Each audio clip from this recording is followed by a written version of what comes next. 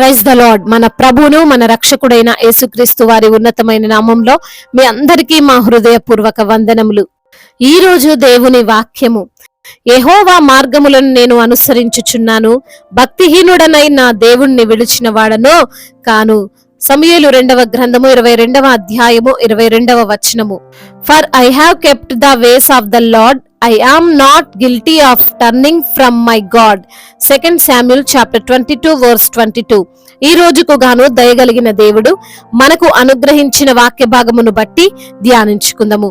ప్రభునందు ప్రియమైన సహోదరి సహోదరులారా, కొన్నిసార్లు మన జీవిత ప్రయాణములో బలహీనతలు, కష్టాలు, శోధనలు కలిగినప్పుడు, మనము ఎటువంటి సహాయము లేకుండా ఉన్నప్పుడు ఆత్మీయంగా బలహీనపడుతుంటాం, విశ్వాసములో సన్నగిల్లిపోతుంటాం.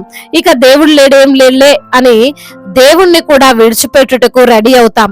ఒకవేళ ఈ రోజున ఈ మాటలు వింటున్న ప్రియమైన సహోదరి సహోదరుడా, నీవు ఇలానే ఆలోచిస్తున్నావేమో, నీవు ఇలానే అనుకుంటున్నావేమో, నా జీవితంలో ఎన్ని కష్టాలు వస్తున్నాయి, అనారోగ్యం వస్తుంది, ఎవరి సహాయం నాకు లేదు, నా ప్రార్థనలు ఎటుపోయాయి, నా ఉపవాసములు ఎటుపోయాయి, నేను ఇచ్చిన కానుకలు కృతజ్ఞతార్పణలు విలువ లేకుండా పోయాయా, నా బంధువులు చెప్పినట్లు, నా స్నేహితులు చెప్పినట్లు, నా ఇంటి ప్రక్క వారు చెప్పినట్లు నేను యేసయ్యని విడిచిపెట్టి బయటికి వస్తా, ఆ మార్గము నాకు అవసరం లేదు అని అనుకుంటున్నావేమో.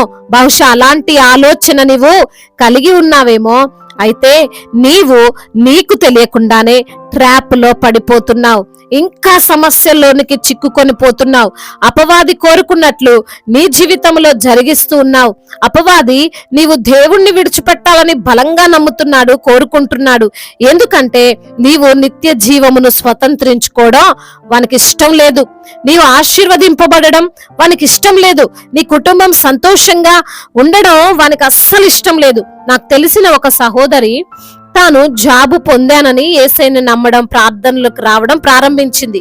కానీ అనుకోకుండా ఒక రోజు తన జాబును కోల్పోయింది. అయినా సరే దేవుని సన్నిధిని వదలలేదు. కానీ నేను గమనించాను, తనలో విశ్వాసము సన్నగిల్లుతూ వచ్చింది. నెలలు గడుస్తున్నా జాబు రాలేదు. ఈ లోక సంబంధుల మాటలు ఎక్కువైపోయాయి. యేసయ్య ఉంటే నీకు జాబ్ ఎందుకు రావడం లేదు అని అంటున్నారు. మెల్లమెల్లగా ఆరాధనలను మానేసింది, దేవుణ్ణి వదిలేసింది. మరి ఈ రోజు ఏమన్నా మంచి జాబు పొందుకొని జీవిస్తుందా అంటే అది కూడా లేదు. ఇంకా భయంకరమైన స్థితిలో చిన్న చిన్న పనులు చేసుకుంటూ కుటుంబంలో సమాధానం లేకుండా, ప్రశాంతత లేకుండా జీవిస్తుంది. ఆమె భక్తి క్షీణించిపోయింది. అపవాదం అనుకున్నట్లే జరిగింది.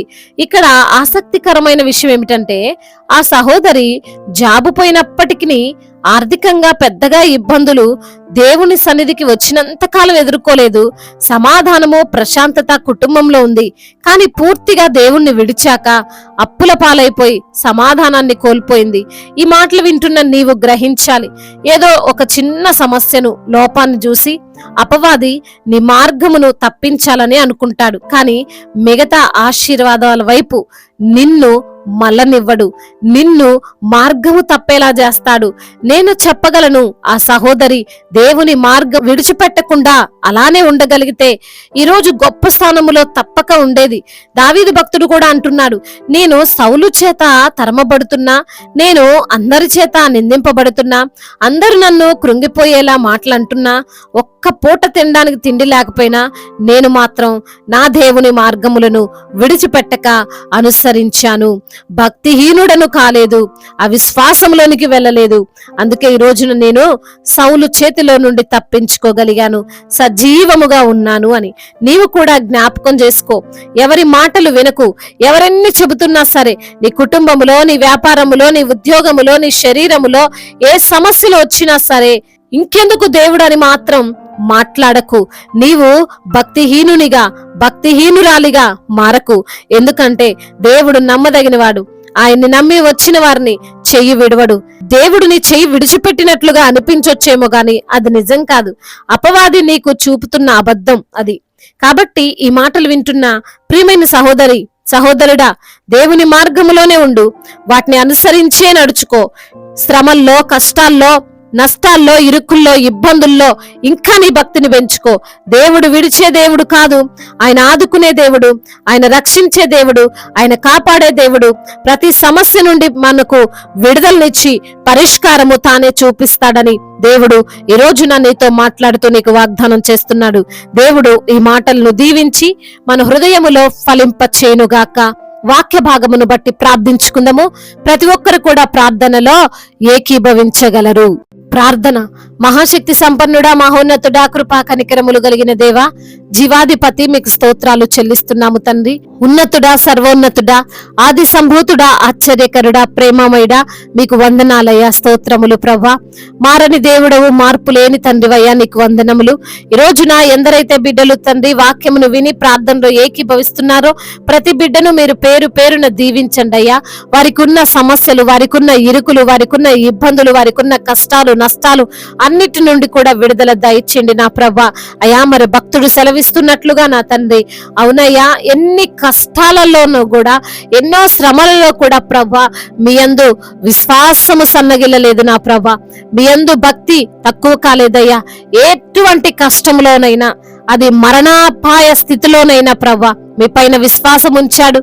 అదే విధంగా ప్రభా, మీరు మా చెయ్యి విడవని దేవుడవు, ఎడబాయని దేవుడవు తండ్రి. మమ్మల్ని ఆదరించువాడవు, మమ్మల్ని సమాధానముతో నింపువాడవని తండ్రి వాక్యము ద్వారా సూటిగా మాతో మాట్లాడారు.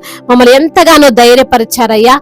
అందును బట్టి మీకు స్తోత్రాలు. ఎందరైతే బిడ్డలు ఈ రోజున అనారోగ్య సమస్యలతో కృంగిపోతున్నారో వారిని మీరు లేవనెత్తండి. వారికి ఉన్న బలహీనతలు, శారీరక రుగ్మతలు, మానసిక ఒత్తిడి, ఆందోళన, వీటన్నిటి నుంచి కూడా విడుదల దయచేయండి. ప్రతి బిడ్డను మీరు తాకండి. సంపూర్ణ స్వస్థతను మీరు వారికి దయచేయమని వేడుకుంటున్నాము తండ్రి. అయా, నీవు నమ్మదగిన దేవుడవు తండ్రి. బిడ్డలను మీ యొక్క కటాక్షముతో కాచి కాపాడమని వేడుకుంటున్నాము తండ్రి. ఆర్థిక పరమైన ఇబ్బందులన్నిటి నుంచి కూడా విడుదల దయచేయండి. అప్పుల భారాలన్నింటినీ యేసు నామములో కొట్టివేయండి. కుటుంబములో సమాధాన స్థితిని దయచేయండి. కుటుంబములో తండ్రి నెమ్మదిని దయచేయండి. భార్యాభర్తల మధ్య విభేదాలను తొలగించండి. అయా, తల్లిదండ్రుల మాటలు బిడ్డలు వినడానికి సహాయం చేయండి. అయా, మరి తండ్రి చిన్న బిడ్డలను మీరు కాచి కాపాడండి. అయ్యా, యవన బిడ్డలందరికీ తండ్రి మీరు తోడుగా ఉండమని వేడుకుంటున్నామయ్యా. మీ యందు భయభక్తులు కలిగినటువంటి జీవితం ప్రతి యవ్వన బిడ్డకు దయచేయండి అయ్యా. త్రాగుడే వ్యసనాల నుండి విడుదల దయచేయండి. గేమ్స్ ఎడిక్షన్ నుంచి విడుదల దయచేయండి అయ్యా. మరి తండ్రి డ్రగ్స్ ఎడిక్షన్ నుంచి విడుదల దయచేయండి. చెడు స్నేహాల నుంచి వారికి విడుదల దయచేయండి. ప్రేమ అనే పేరుతో మోసపోయినటువంటి బిడ్డలను తండ్రి అయా మీరు జ్ఞాపకం చేసుకోండి ప్రభా. ఎటువంటి రాంగ్ డెసిషన్స్ వారు తీసుకోకుండా మీ కృపను వారిపైన కుమ్మరించమని వేడుకుంటున్నామయ్యా. గర్భఫలము లేని బిడ్డల కొరకు ప్రార్థిస్తుండగా వారికి గర్భఫలాన్ని దయచేయండి ప్రభా.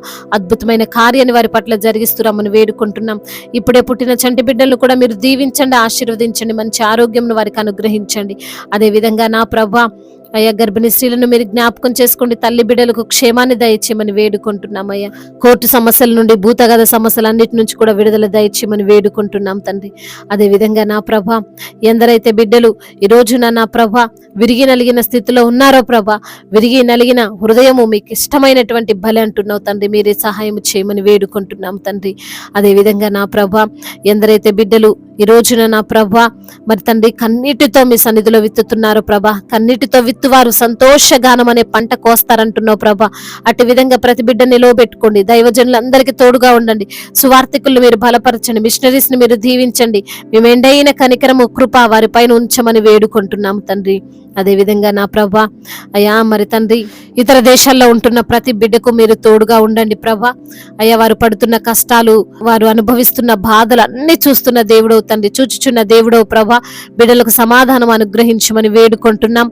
అదే విధంగా నా ప్రభా, సొంత గృహం లేని బిడ్డలకు సొంత గృహాన్ని దయచేయండి అయ్యా. అనాథలను ఆదరించండి, అభాగ్యులను ఆదుకోనండి. తల్లిదండ్రులు లేని వారి పక్షముగా మీరుండి న్యాయమును తీర్చమని వేడుకుంటున్నామయ్యా. బిజినెస్ చేస్తున్న వారిని దీవించండి. వారి యొక్క బిజినెస్ ప్రభా ఫలభరితంగా ఉండునట్లుగా సహాయం చేయమని వేడుకుంటున్నాము.